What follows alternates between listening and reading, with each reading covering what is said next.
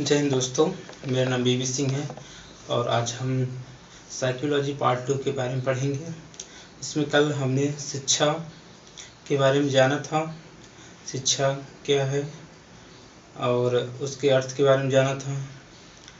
जैसे कि शिक्षा ऐसी होनी चाहिए जो लोगों को मुक्ति दिलाए, और आज हम साइकोलॉजी या मनोविज्ञान पार्ट 2 से मनोविज्ञान का अर्थ, विषय व उसके सब्जेक्ट के बारे में जानेंगे।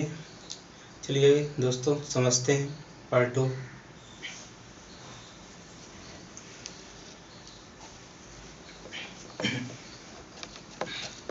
तो दोस्तों देखिए,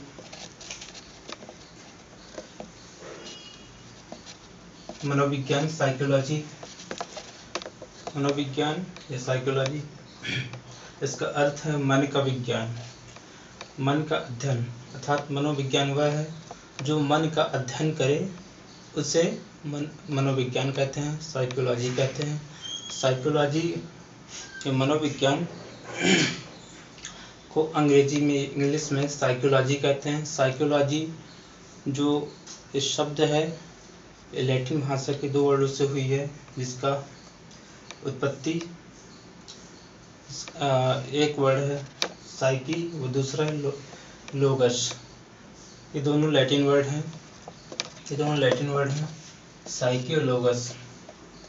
साइकोलॉजी जो शब्द है, इस शब्द की उत्पत्ति लैटिन भाषा के 2 शब्दों से हुई है।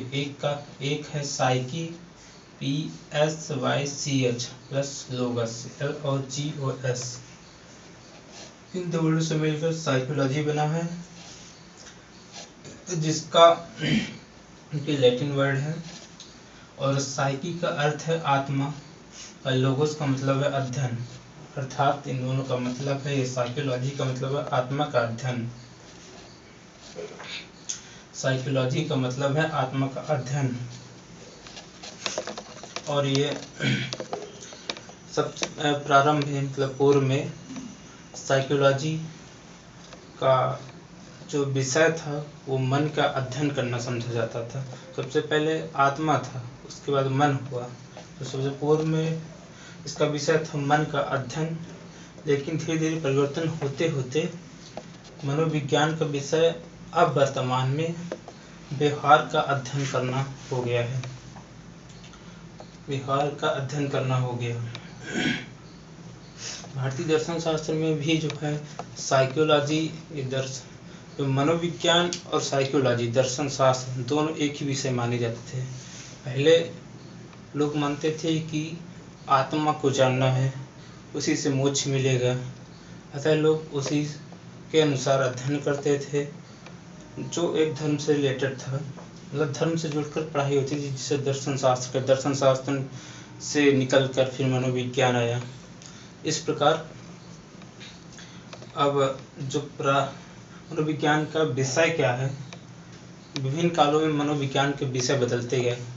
इसमें प्राचीन काल में जो मनोविज्ञान का विषय था, उस समय दर्शन शास्त्री था ये, उस समय इसको आत्मा, मनोविज्ञान का विषय उस समय आत्मा था, अर्थात हमें आत्मा का अध्ययन करना है।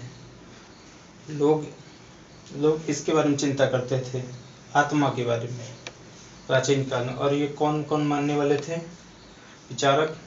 प्लेटो और अरस्तु। ये इनका मानना था कि हमें आत्मा का अध्ययन करना है और आत्मा के विषय में जानना है, जो कि मनुष्य के अंदर है। ठीक है, आत्मा का परमात्मा से मिलन, वही वाली कहानी है। तो प्राचीन काल की ये विचारधारा थी। लेकिन उसके बाद मध्यकाल में एक विचारधारा आई, इस आत्मा के बाद इसको मन कहा जाने लगा, कि ये मन का अध्ययन है। वहीं से मनोविज्ञान का एक नई शाखा का जन्म होता है, आत्मा से। आत्मा तो दर्शन शास्त्र में ही जो काफ़ी इसका डीपली वर्णन किया गया है।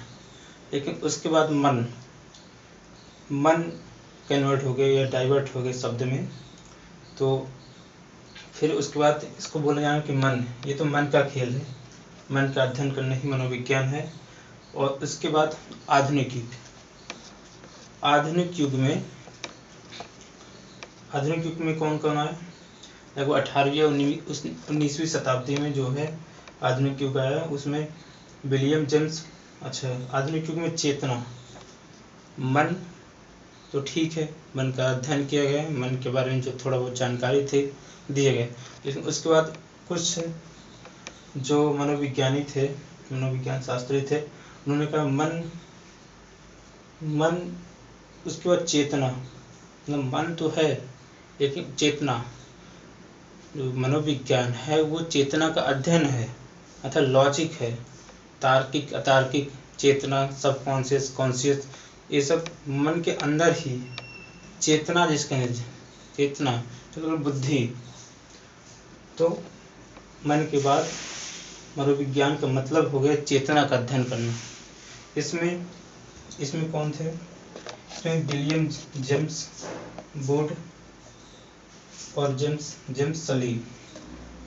इसको चौथे नंबर पर है समकालीन, जो आधुनिक युग के बाद समकालीन युग आए, जो इस समय वर्तमान में है।